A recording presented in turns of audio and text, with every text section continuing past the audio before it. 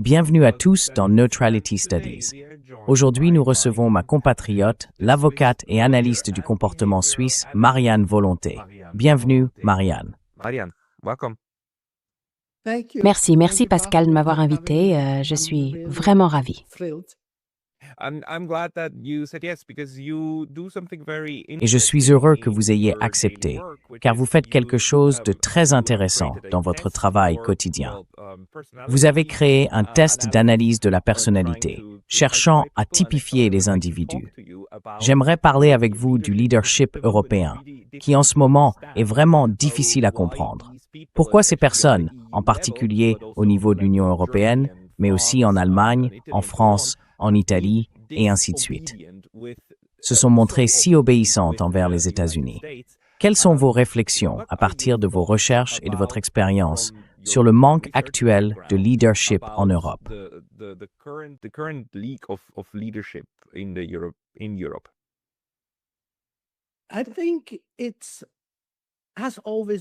Je pense qu'il y a toujours eu un manque de leadership dans le monde. La question est, pourquoi est-ce si dramatique en ce moment? Je pense que c'est parce que certains acteurs de ce monde ne se comportent pas comme nous en avons l'habitude, surtout les politiciens. Mais le vrai problème, c'est pourquoi y a-t-il un manque de leadership? Parce que nous ne nous dirigeons pas nous-mêmes. Nous ne sommes pas nos propres leaders. C'est pour cela que je me suis tournée vers le domaine de l'analyse comportementale. Mon intérêt a commencé très jeune. Pourquoi nous comportons-nous d'une certaine manière? Et pourquoi ce comportement dépend-il de la personne avec qui je me trouve? Mon objectif était de trouver des outils pour comprendre ces schémas de comportement, en particulier ceux dans lesquels nous retombons sans cesse, même contre notre propre volonté.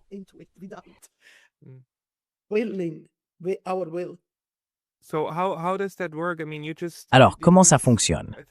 Je veux dire, c'est, je pense, très important, non? Notre comportement et celui de certains dirigeants dépend de la personne avec qui nous sommes. Donc, c'est pas que le comportement dépend uniquement de la personne elle-même, de ce qu'elle est, mais aussi de l'environnement. Peux-tu expliquer cela un peu?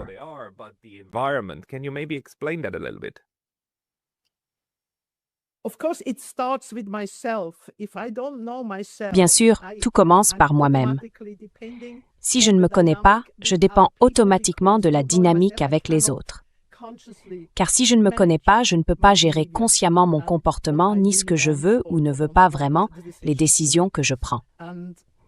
Par exemple, non, je dois revenir aux bases. Nous faisons partie, et c'est là l'aspect philosophique, d'une communauté, une communauté internationale, fondée sur quelques archétypes de personnalité, avec des combinaisons bien sûr. C'est la part innée que nous avons. Et cette part, nous devons la connaître. Ce n'est qu'alors que nous pouvons comprendre ce qui relève de l'acquis, ce qui est l'influence culturelle ou environnementale qui façonne ma manière de me comporter d'une certaine façon. C'est pourquoi il est si important de me connaître moi-même, car ce n'est qu'ainsi que je peux connaître les autres. La dynamique doit être gérée, mais elle ne peut l'être que si je me connais. Ainsi, l'ignorance est le problème dans la gestion de la dynamique entre les personnes.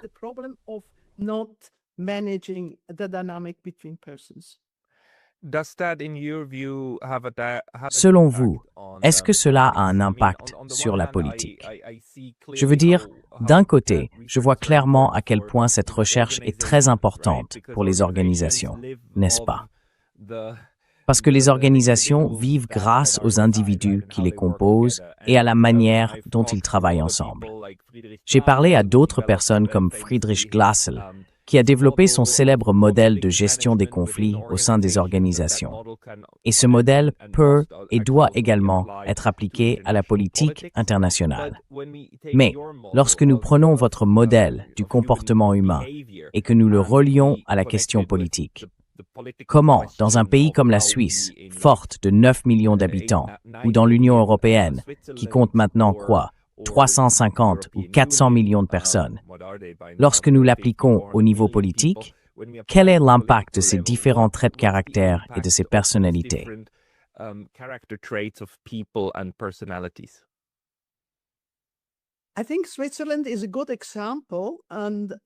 Je pense que la Suisse est un bon exemple, et ce n'est pas un hasard si la Suisse est neutre, car les conditions préalables étaient réunies.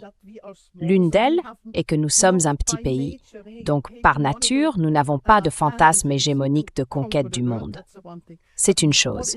Mais ce qui est bien plus important, c'est que nous avons été contraints de composer avec 3 cultures. Et je pense que c'est précisément le cadeau que nous avons eu. Ou la chance que nous avons eue, nous avons été forcés de nous comprendre les uns les autres, nous avons été forcés de nous écouter, nous avons été forcés d'essayer d'entrer dans la mentalité des autres et aussi de respecter la diversité. Et voici le point essentiel. Pourquoi les gens ne respectent-ils pas la diversité? Ils parlent d'inclusion, mais ils ne sont absolument pas prêts à la mettre en pratique parce que nous avons des préjugés. Nous avons nos croyances sociales et ainsi de suite. Je comprends pourquoi vous étudiez la neutralité, car c'est un phénomène extraordinaire qui a en réalité à voir avec le comportement. Pourquoi suis-je prêt à accepter la diversité entre les États et pas seulement entre les individus? C'est là la base de la neutralité.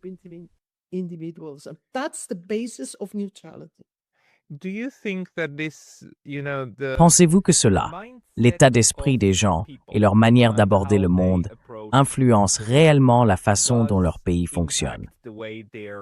Nous savons que les Européens et les Américains, et soyons honnêtes, les Américains ne sont que des Européens émigrés, plus les personnes qu'ils ont amenées comme esclaves dans le Nouveau Monde, n'est-ce pas?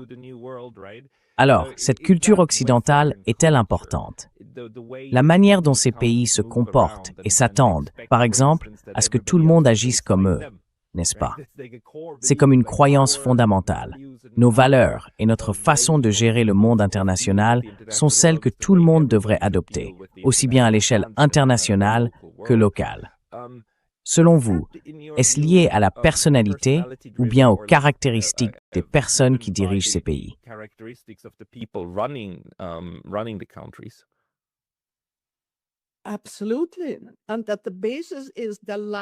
Absolument.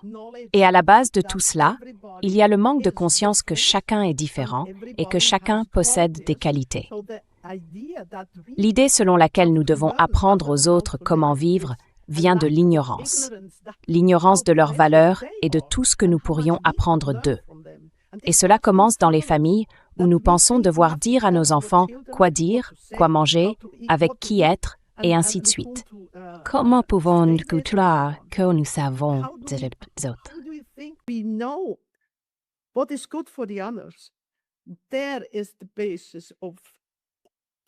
C'est là qu'est le fondement de cette hypothèse. Oui, mais nous avons ça depuis longtemps, non?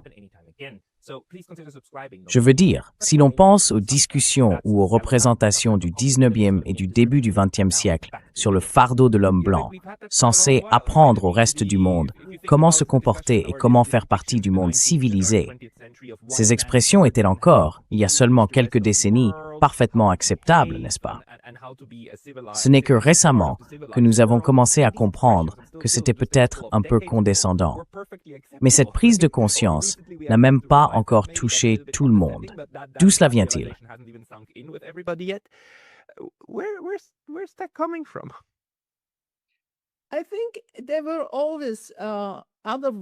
Je pense qu'il y a toujours eu d'autres voix par le passé, mais elles ne commandaient pas le monde. C'est bien là la question. Qui commande le monde? Le monde est dirigé par des personnes profondément convaincues que ce qu'elles pensent et font est juste. Et ce que j'ai appris en 15 ans de pratique du coaching, c'est qu'elles le croient sincèrement. Ce n'est pas par arrogance. Elles pensent vraiment avoir raison. Mais ce n'est pas seulement qu'elles ont raison. C'est qu'elles ont raison pour vous et pour tout le monde. Elles y croient véritablement. Alors les autres doivent dire « Non, désolé, je ne suis pas d'accord avec toi. Je ne veux pas vivre comme ça. »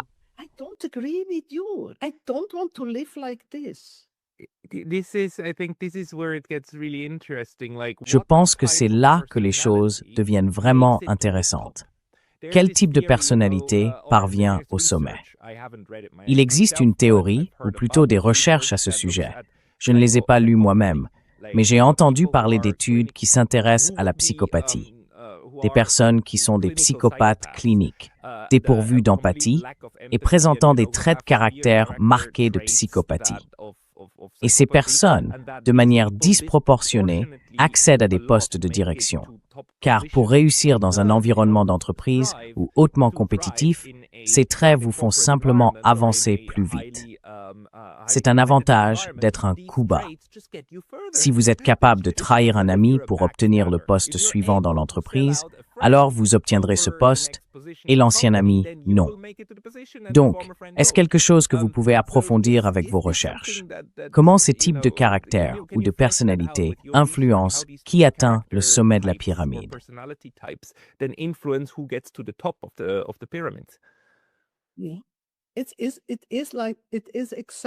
Exactement.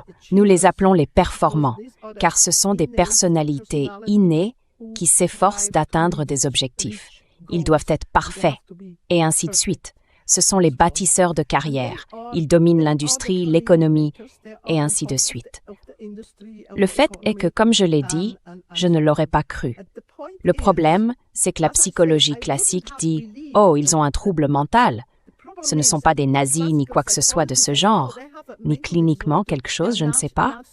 Non, c'est simplement leur nature et on ne peut pas les changer. C'est leur nature fondamentale. Et nous avons besoin d'eux. Nous avons besoin de personnes qui veulent atteindre des objectifs, qui ne regardent ni à droite ni à gauche et qui avancent simplement. Mais le problème, c'est où sont les autres, ceux qui disent « Eh non, ce n'est pas la bonne voie, cela néglige tel ou tel intérêt », et ainsi de suite. En réalité, les autres les laissent simplement faire.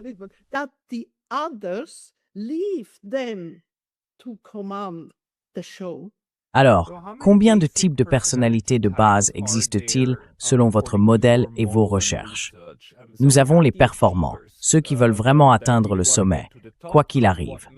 Et n'allons pas, vous avez tout à fait raison.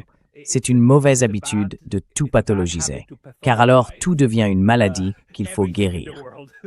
Acceptons simplement que cela existe et apprenons à composer avec. Très bien, nous avons les performants, aussi acharnés soient-ils dans leur lutte. Quels sont les autres types?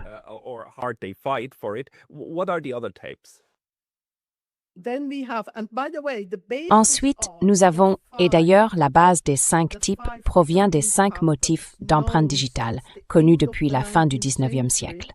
Sir Henry, un scientifique anglais en Inde, a découvert qu'il n'existe que 5 motifs d'empreinte digitale.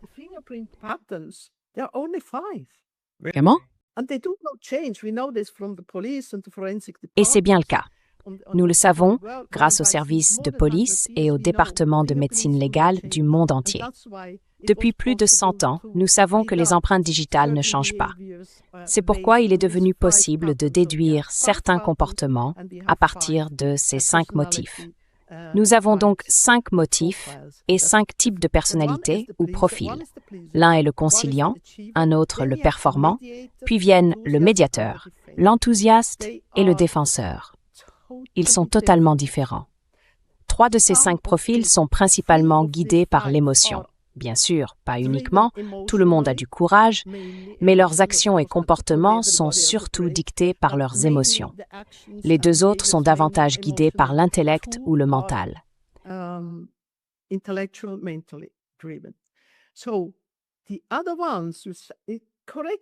Alors les autres, d'accord, tu as dit, quels sont les autres? Le conciliant. Ah, le conciliant veut la paix, il évite les conflits, donc ce ne sera pas lui qui dira « bonjour » en premier. Non, en fait, il a peur des performants. Bon, d'accord, mais il a ses qualités, nous avons besoin des conciliants, car ils veillent à ce que nous ayons la paix. Ensuite, nous avons les médiateurs, les répareurs d'esprit, comme je les appelle. Pourquoi? Tu ris, mais je réfléchissais et j'ai écouté beaucoup de tes podcasts et je comprends, tu dois être un médiateur.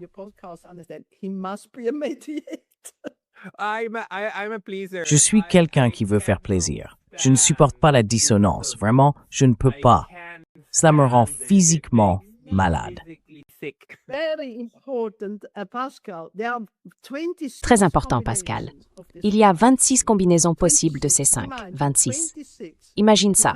Tu peux avoir 2 de ces 5 types, ou 3, 4, voire les 5. J'ai eu 2 personnes qui possédaient les 5 de ces archétypes. Bref, pour revenir à ta question, les enthousiastes sont aussi très mentaux, mais d'une manière différente. Les enthousiastes ont une vue d'ensemble, ils voient le tableau global. Ce sont les visionnaires, ceux qui pensent en dehors des sentiers battus. Et puis, nous avons les défenseurs. Les défenseurs sont « Allô, il faut être correct, loyal, honnête, les meilleurs employés, les meilleurs partenaires. Ils ne te quitteront jamais, même si tu les traites mal. Ils ne partiront pas, car une fois qu'ils ont dit oui, ils s'y tiennent. »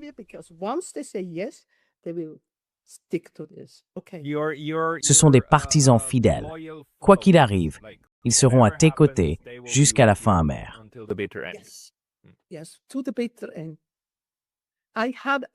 Oui, jusqu'à la fin amère. J'ai connu un couple marié depuis 60 ans. Elle était, et elle est toujours en vie, une défenseuse. Et lui l'a trompée pendant ses 60 années de mariage. Elle est toujours avec lui. Elle le déteste, elle se dispute avec lui, mais elle reste avec lui. Bref, ils ont de grandes qualités. Ils sont honnêtes, résilients, loyaux, toujours présents, réactifs. Ils te défendent, et ainsi de suite. Bon, pour revenir à ces autres, avec toutes leurs forces et faiblesses. D'ailleurs, tout le test ressemble à une analyse SWOT à l'échelle personnelle. Chaque profil a des forces et des faiblesses, et puis, dans une autre équation, nous avons des potentiels et des défis. Tout le monde en a. Voici donc la partie philosophique. Tout le monde a des forces, des faiblesses, des potentiels, et ainsi de suite. Alors, qui est-ce que je pense être? Je ne peux qu'apprendre de tout le monde, de n'importe qui autour de moi. Et c'est là le problème de nos dirigeants. Ils pensent qu'ils savent.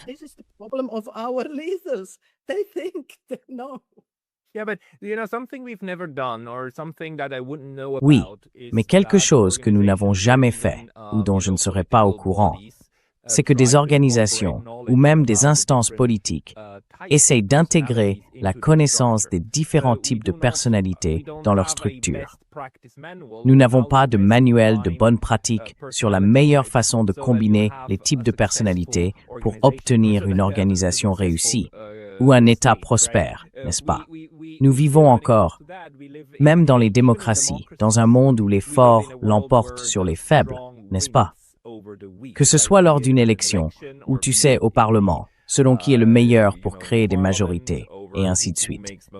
Ce n'est pas fondé sur comment combiner les gens pour avoir une équipe performante. C'est plutôt comment prendre le pouvoir. Selon toi, qu'est-ce que cela change dans la manière dont les organisations, et j'inclus les pays là-dedans, fonctionnent réellement?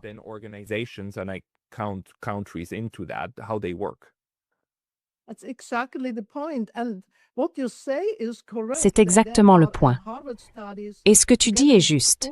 Il y a eu des études menées par Harvard en collaboration avec Google. Ils ont analysé des centaines d'équipes. Et quelle a été la conclusion? Les meilleures équipes, même si elles ont la même formation, des informaticiens par exemple, des Googlers, sont celles qui rassemblent des personnalités différentes au sein du groupe. Nous le savons. Mais, et nous revenons maintenant à ce que tu disais, qui arrive au sommet? Qui commande? Ceux qui disent « Nous n'avons pas besoin de ça. Nous n'avons pas besoin de ces choses-là. Je sais ce que nous voulons. Voici les chiffres. Cette année, nous devons atteindre tel et tel niveau de vente, de chiffre d'affaires, etc. Et pour le reste, il suffit de travailler dur. Ils ne s'intéressent pas aux autres, ni à d'autres points de vue, parce qu'ils sont, et c'est la leçon la plus difficile que j'ai dû apprendre et que je n'ai acceptée que ces dernières années. Non, c'est vrai. Ils sont sincèrement convaincus qu'ils le font pour toi, pour le reste du monde, pas pour eux-mêmes.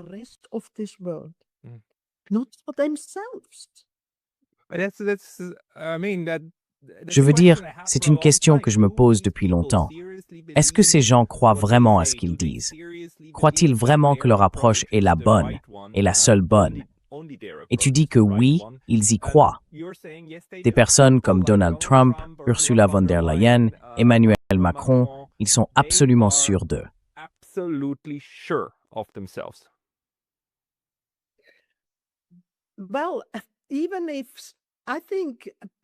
Eh bien, même si je pense que les gens savent souvent qu'ils n'ont pas raison et que je ferais les choses différemment, ils n'ont pas le courage ni l'énergie, oui les tripes, de dire stop, ce n'est pas ce qu'on devrait faire.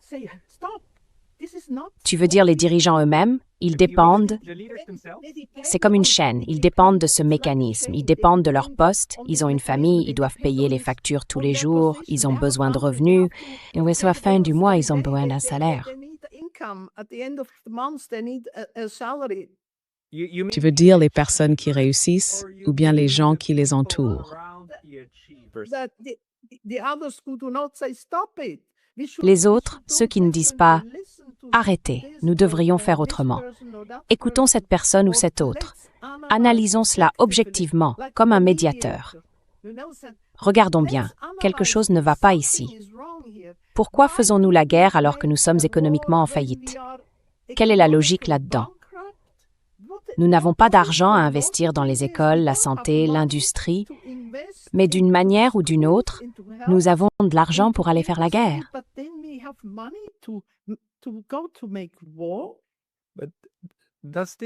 Mais est-ce que cela, en réalité, est-ce que le type de personnalité ou la combinaison des types de personnalités des gens influence la manière dont ils perçoivent la réalité? Je veux dire, est-ce que différents types de personnalités perçoivent la réalité différemment?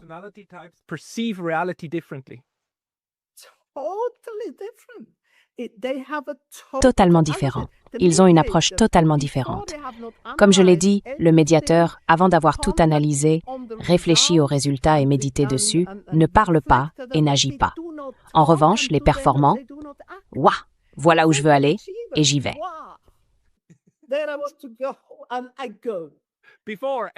Avant toute analyse. Donc ils agissent sur des idées préconçues. Je veux dire, ils doivent bien avoir une raison de faire quelque chose, non?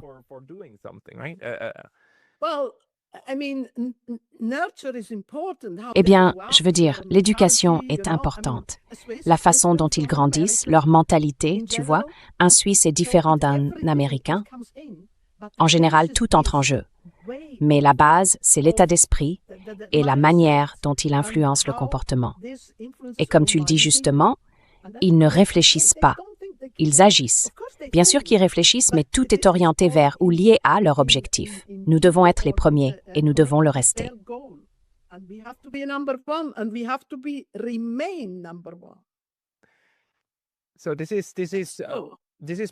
Donc, il s'agit bien de psychologie personnelle, n'est-ce pas? Le domaine dans lequel vous travaillez, les études comportementales, c'est bien ça. Mais en même temps, vous soulignez aussi que ce comportement n'est pas seulement influencé. Il dépend également des personnes avec qui ils travaillent. Alors, quand ces performants rencontrent d'autres performants, leurs pairs, disons, comment commencent-ils à se comporter par rapport au moment où ils travaillent, par exemple, avec un défenseur dont ils savent qu'il fera tout ce qu'ils veulent? Comment l'image change-t-elle parmi les performants?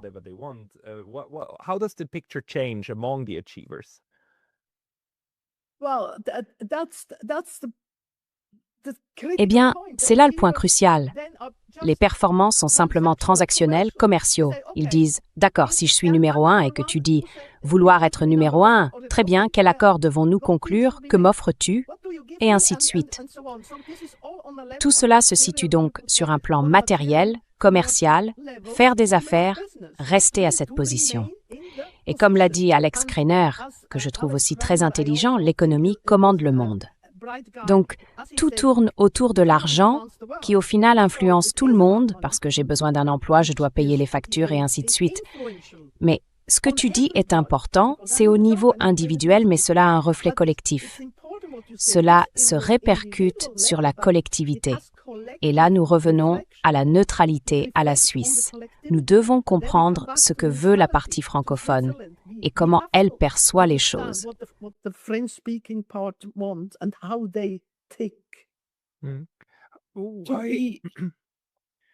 Pour moi, l'un des principaux problèmes de ces dernières années a été d'abandonner l'effort de comprendre comment fonctionne l'autre camp. Je veux dire, surtout en ce qui concerne les Russes. Même en Suisse, il y a un grand nombre de personnes qui disent que la Russie ne peut être traitée que par la confrontation et rien d'autre. Quiconque essaie de comprendre la Russie est, en allemand, on a même inventé ce mot affreux, quelqu'un qui comprend M. Poutine. Et maintenant, c'est devenu un terme péjoratif. C'est un gros mot. Comment en est-on arrivé là, en Europe en général, et encore plus en Suisse, à suivre cette tendance consistant à diaboliser par défaut certains groupes de personnes sur la scène internationale?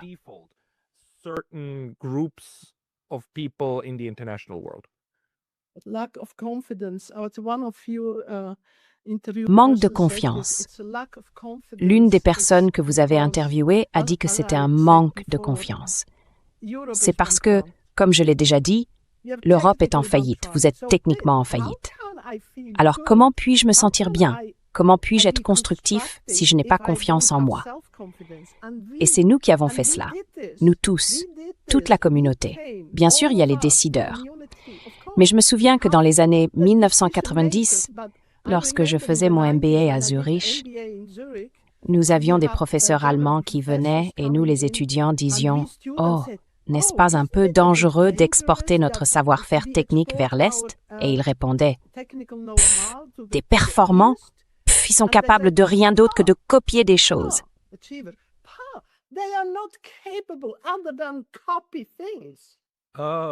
Oh, les performants.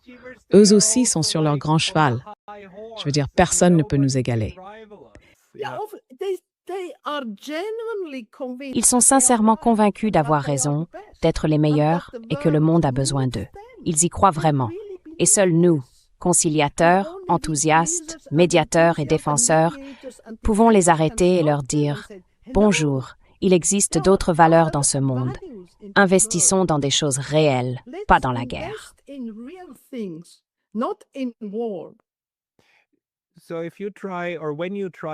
Alors, lorsque vous essayez de réparer des équipes dysfonctionnelles, et j'imagine que vous en avez vu un certain nombre au cours de votre carrière, si l'on considère l'Occident comme une équipe dysfonctionnelle, que faites-vous? Comment utilisez-vous les modèles que vous avez élaborés pour aider les équipes à se rétablir?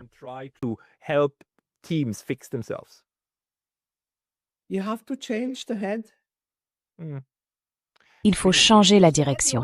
Il faut avoir confiance en soi et dire « J'ai eu un cas très concret et formidable. » Une équipe avait été constituée et l'entreprise intégratrice avait désigné un chef pour cette équipe. Mais cela ne s'est pas bien passé. J'ai fait passer des tests à chaque individu, puis au groupe, sur soi, les autres, etc. Et il s'est avéré qu'il n'acceptait pas le chef, le responsable d'équipe. Alors j'ai dit « Très bien, pourquoi ne pas vous gérer vous-même ? C'est la démocratie, vous savez. » Au début, la direction était contrariée et a dit « Oh, nous venons juste de le nommer chef de cette équipe. Nous ne pouvons pas... Enfin, ce serait embarrassant de devoir changer cela. » Mais j'ai répondu « Voulez-vous que les gens fassent leur travail avec succès et satisfaction? Alors, il faut laisser cette équipe s'autogérer. » Et ils l'ont fait, et cela a parfaitement fonctionné.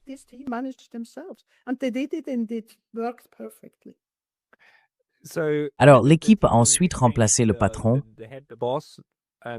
C'était pas changé. Ils se sont débrouillés eux-mêmes, ils n'ont plus de patron.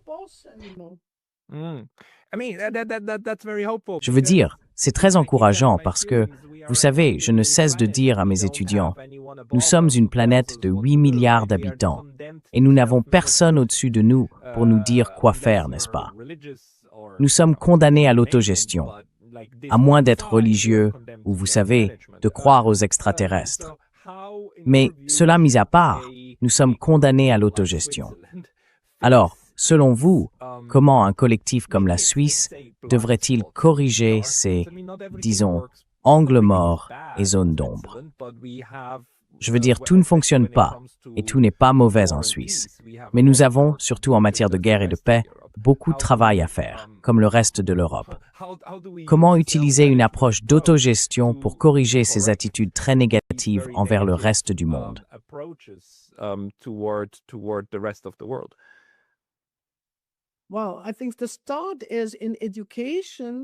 Eh bien, je pense que tout commence par l'éducation, bien sûr, dans les familles, dans les écoles, pour apprendre aux enfants à penser par eux-mêmes, à s'exprimer et à partager leurs opinions.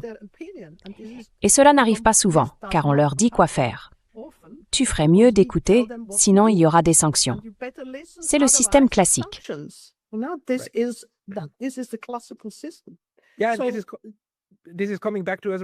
Cela nous revient en pleine figure en ce moment.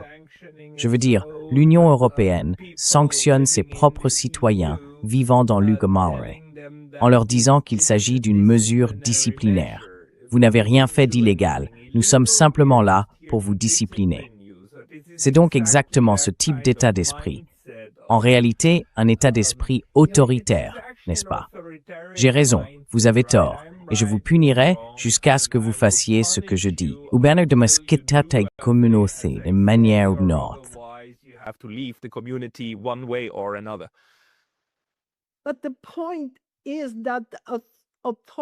Mais le fait est qu'un régime autoritaire repose sur un manque de confiance et un manque de respect de soi. Car si je me respecte, je respecte l'autre, n'est-ce pas? Et c'est cela qui est important en psychologie, comprendre que nous devons commencer par nous-mêmes.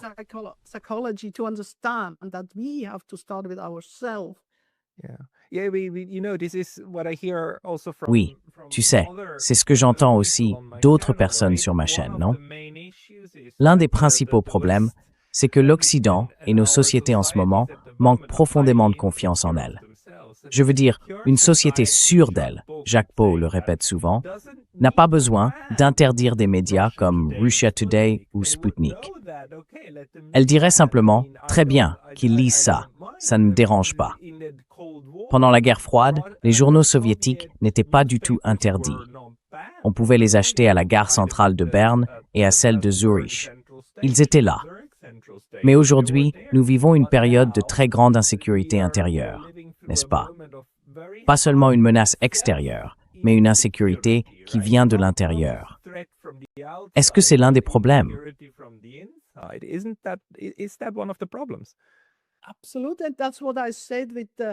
Absolument. C'est ce que je voulais dire lorsque j'ai parlé de ce que j'ai vécu dans les années 1990. Nous avons bradé notre savoir industriel, à d'autres, et maintenant nous en subissons les conséquences. Au lieu de dire « d'accord, nous avons eu tort, nous avons fait une erreur, il faut recommencer », nous devons reconstruire le savoir en Europe, en Suisse, et ainsi de suite. Parce que, par se vendre, tu veux dire qu'on l'a simplement remis en disant « vas-y, fais-le ». On n'a pas seulement importé de chez vous, on a dit « fais-le » et je m'en fiche. Parce que le profit était bien plus élevé. Tournez autour du profit, rien d'autre. Oui, donc c'est là que tout l'état d'esprit du genre « je suis le meilleur et personne ne pourra jamais atteindre mon niveau » commence à se relier à l'économie, non? Quand tu te dis « puisque je suis déjà si bon, pourquoi ne pas laisser les autres fabriquer les trucs pour moi, le faire moins cher, et ensuite je dirais simplement « tu sais, conçu en Californie, fabriqué en Chine ». Enfin, c'était quoi déjà le slogan de l'iPhone, non? Ce genre de mentalité nous a essentiellement menés au point où nous nous sommes désindustrialisés.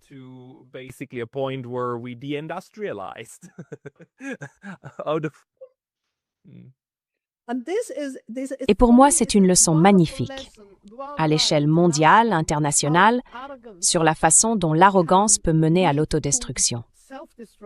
Mais il n'est pas trop tard, nous pouvons commencer par dire « d'accord, c'était une erreur ».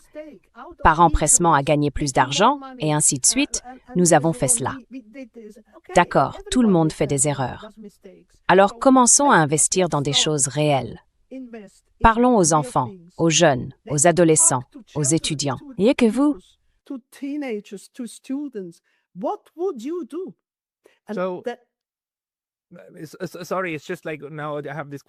Désolé, c'est juste que j'ai cette question en tête maintenant. L'un des problèmes, c'est que nous avons ces personnes performantes qui sont aussi très arrogantes, qui ne se remettent pas en question, qui finissent par diriger les choses et commettent de telles erreurs. Mais, comme ce sont des performants, ils ne peuvent pas admettre leurs erreurs. D'un autre côté, ils ont autour d'eux d'autres types de personnalités qui, pour diverses raisons, ne peuvent pas vraiment leur dire les choses.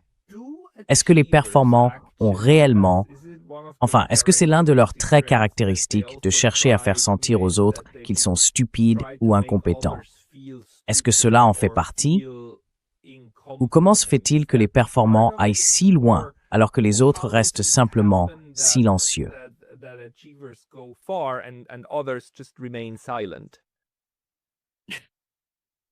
Severia tu vas incompétent. Oui.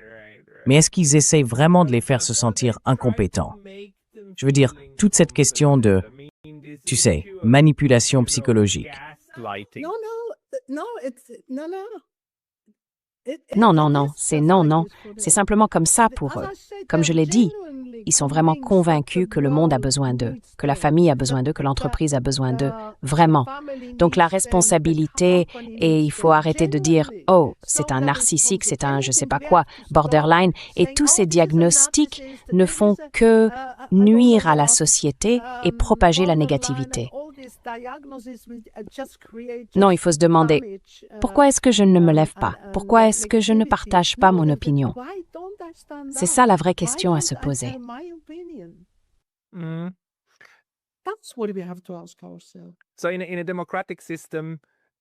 Donc, dans un système démocratique, et vous savez, l'Europe, malgré toutes ses erreurs, reste dans une large mesure composée de démocratie.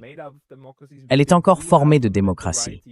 Nous avons toujours des droits fondamentaux, même si Luca Guerrero et d'autres tentent de les attaquer de toutes parts. Mais nous avons encore ce qu'il faut pour nous exprimer. La solution donc, c'est simplement de se lever, de dire « D'accord, j'accepte que la direction actuelle ait des lacunes et je ne vais pas simplement espérer se renverser. Je vais essayer de les corriger. »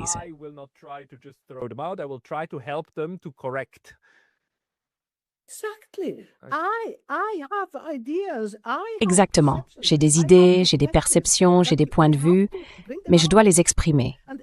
Et dans Avatar, la troisième partie, je ne regarde pas ces films, mais mon partenaire m'a dit qu'à un moment donné, le père dit à son fils, c'est pas la démocratie, c'est la famille. Et c'est tellement brillant. C'est exactement ce qui se passe dès le tout premier jour. Nous en faisons l'expérience, les parents sont les commandants. Et malheureusement, ce n'est pas la base de la démocratie. Ouais. Donc, tout commence dans la famille.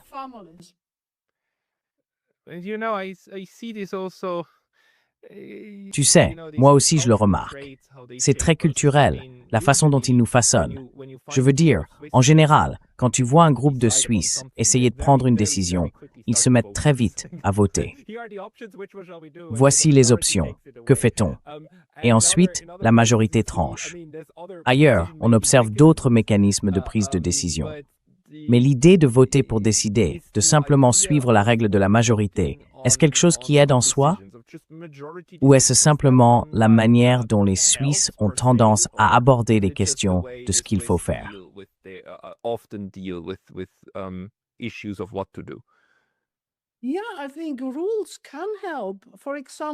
Oui, je pense que les règles peuvent aider. Par exemple, le fait d'avoir une voix me donne une certaine estime de moi. Bien sûr, c'est souvent illusoire, car en pratique, les personnes qui réussissent sont très douées pour manipuler les autres. Tu sais, elles sont très éloquentes, très compétentes, elles ont un charisme naturel. Les personnes qui réussissent sont naturellement charismatiques. Oui. Oui.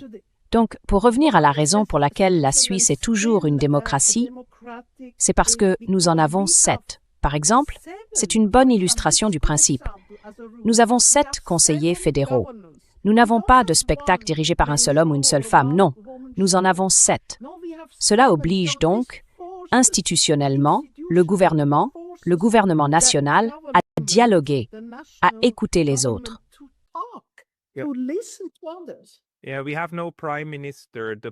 Oui, nous n'avons pas de Premier ministre.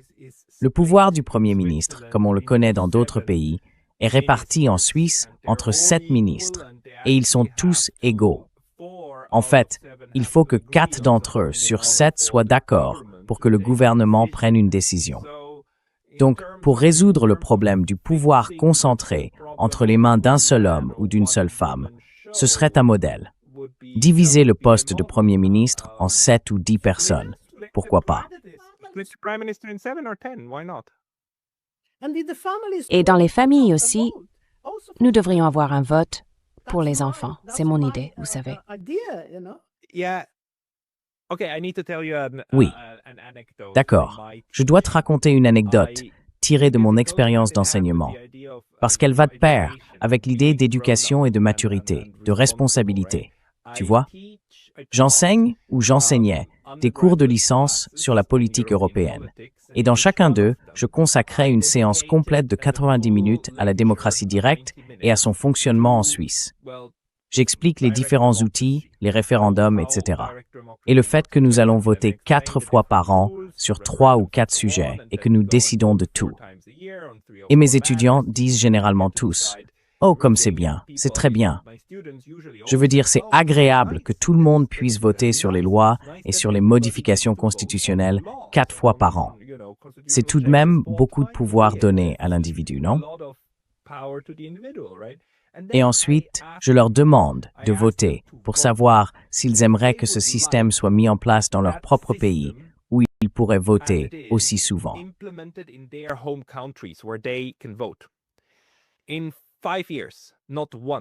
En 5 ans, je n'ai jamais eu une seule classe où la majorité répondait oui. 4 fois, la proposition a été rejetée, et une fois, c'était un partage à 50-50. Alors je leur ai demandé « Pourquoi? Pourquoi aimez-vous ce système, mais ne le voudriez-vous pas dans votre propre pays ?» La majorité des réponses que j'ai reçues étaient « Cela peut fonctionner en Suisse, où la population est mûre, mais dans mon pays, il y a tellement de gens peu instruits. Nous prendrions de mauvaises décisions. » Mais n'est-ce pas fascinant? N'est-ce pas fascinant, cette idée que les autres voteraient mal? Un manque de confiance. Un manque de confiance. Un manque de confiance envers les autres. Confiance en soi, n'est-ce pas? Il y a donc quelque chose là. Et il s'agit d'un groupe d'étudiants de premier cycle bien instruits. Ils ne sont pas... Enfin, ce n'est pas surprenant. Et c'est en réalité un comportement d'élite, n'est-ce pas?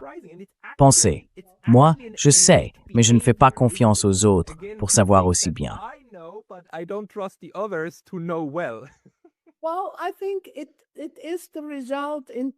Eh bien, je pense que c'est le résultat en particulier du système éducatif. Vous savez, où on leur dit « non, tu n'es pas assez mûr », ou bien cela commence dans la famille avec ce martèlement constant. Quand je me suis séparée du père de mon fils, nous avons toujours une très bonne relation. J'ai été tellement critiquée pour avoir parlé avec mon fils de 6 ans du conflit que nous avions et des raisons pour lesquelles je voulais une séparation. J'ai été vivement critiquée par mes amis et ma famille pour cela. Ils disaient « Tu ne peux pas parler de telles choses avec un enfant de 6 ans. Il ne peut pas comprendre. » Mais il a prouvé qu'il pouvait comprendre. Un jour, j'étais allongée dans mon lit en train de pleurer à cause de l'échec du mariage. Je me sentais mal et coupable. Et il est venu me dire « Maman, qu'est-ce qui ne va pas ?» J'ai répondu « J'ai peur, je suis inquiète, je ne sais pas comment ça va se passer, et ainsi de suite. » Il a quitté la pièce, est revenu avec une flèche qu'il avait fabriquée en papier, l'a mise dans mes mains et a dit « Maman, tu sais où aller. » 6 ans. Et pour moi, ce fut un privilège recevoir ce son d'un garçon de 6 ans qui a encouragé sa mère « Tu trouveras un chemin. »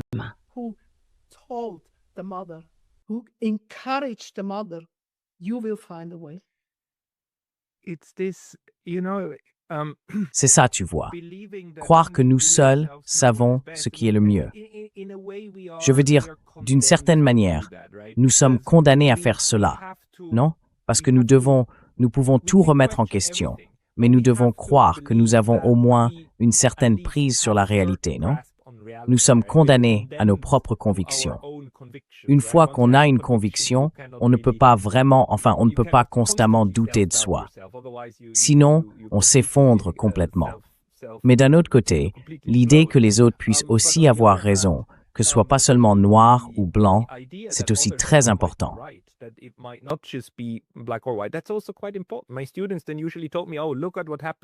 Mes étudiants me disaient souvent, « Oh, regarde ce qui s'est passé avec le Brexit.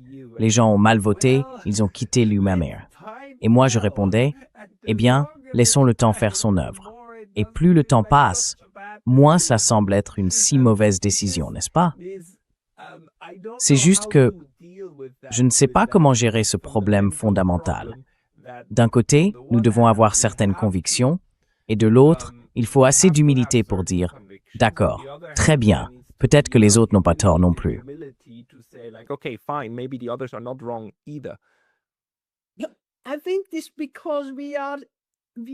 Je pense que c'est parce qu'il nous manque la conviction et la compréhension que chacun possède des forces et du potentiel.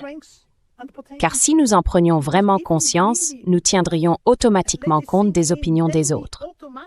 Mais le problème, c'est que l'éducation te dit que tu dois savoir ce que tu veux. Si tu ne sais pas ce que tu veux, tu es un échec. Voilà l'équation. Tu dois au moins faire semblant de savoir ce que tu veux, sinon tu es un échec. Pourquoi?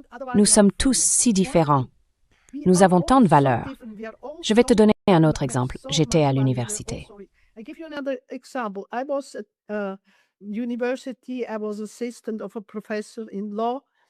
J'étais assistant d'un professeur de droit à l'époque et j'enseignais des cours pour des étudiants en économie, le droit pour les étudiants en économie. Ils posaient des questions bien plus intéressantes que les étudiants en droit, précisément parce qu'ils étaient ignorants. Ils faisaient preuve de plus de créativité dans leur manière de penser le droit que les étudiants en droit, déjà enfermés dans un schéma. Voilà ce qu'est le droit, ceci est juste, cela est faux, et ainsi de suite. Pour moi, c'était aussi une leçon du genre « Oh, c'est une question intéressante, je n'y avais jamais pensé. Ah, les étudiants en économie. »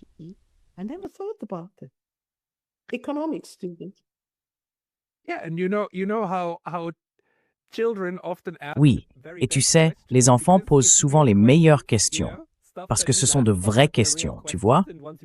Des choses qui nous font rire, mais qui sont de vraies questions. Et quand on y réfléchit, on se dit « Ah oui, en fait, c'est une bonne question. » Alors, remettons cela au niveau politique. Quelle serait ta recommandation? Disons que nous entrons maintenant dans une phase où nous devons réparer les institutions.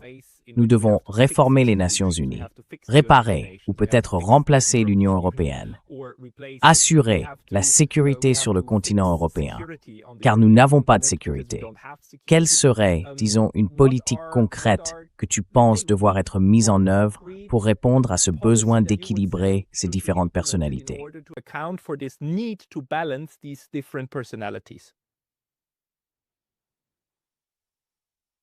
Introspection? Nous devons imposer l'autoréflexion, d'une manière ou d'une autre, au sein des institutions que nous créons. Et bien sûr, analyser la réalité avec l'aide de médiateurs. Ce n'est peut-être pas un mauvais exemple. Dans une société ouverte, où nous bénéficions de la liberté d'expression fondamentale et ainsi de suite, on trouve des plateformes comme YouTube, avec ses 2,5 milliards de spectateurs, et certaines personnes qui cherchent naturellement à jouer ce rôle de médiation, d'explication, et ainsi de suite. Dans un environnement libre, on dispose naturellement d'un contrepoids à ces tendances négatives, où chacun essaye d'atteindre le sommet. C'est très intéressant, Marianne. En un sens, tu nous ramènes à l'idée que nous avons besoin de sociétés libres pour maintenir l'équilibre.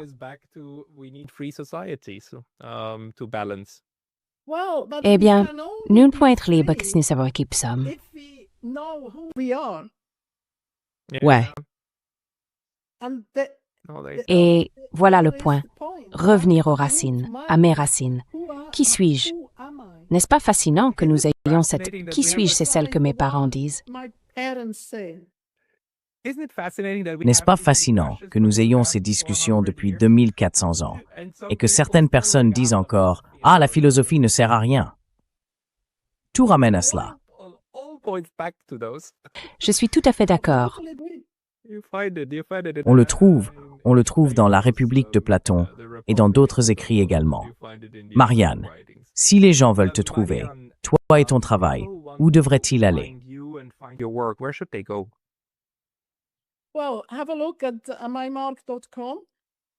Eh bien, demarches.mymarcom, mymarhimayamrq.com. .com.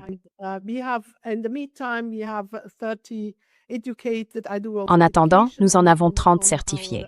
Je fais également de la formation et de l'enseignement sur nos tests. Vous pouvez apprendre à les adopter.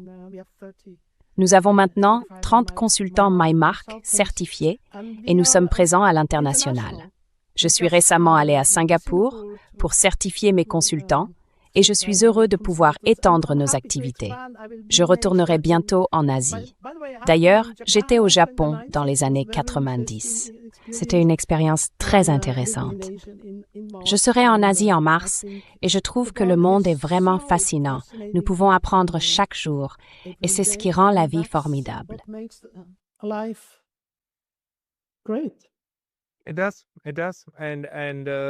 Oui, tout à fait.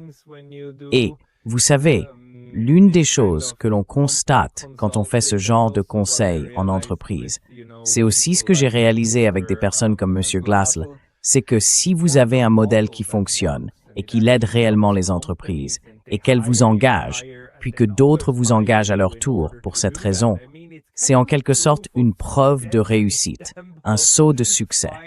Très bien. Un impact concret. Je serais donc très heureux si nous pouvions utiliser ce type d'impact concret au niveau politique. La question sera toujours de savoir si l'environnement politique est tout aussi favorable à la mise en œuvre de telles idées. Mais je suis très heureux que vous les partagiez avec nous. Merci donc pour vos explications et Marianne Volonté, tous mes vœux. À la prochaine fois. Merci Pascal Lotaz et encore félicitations pour votre podcast. Merci.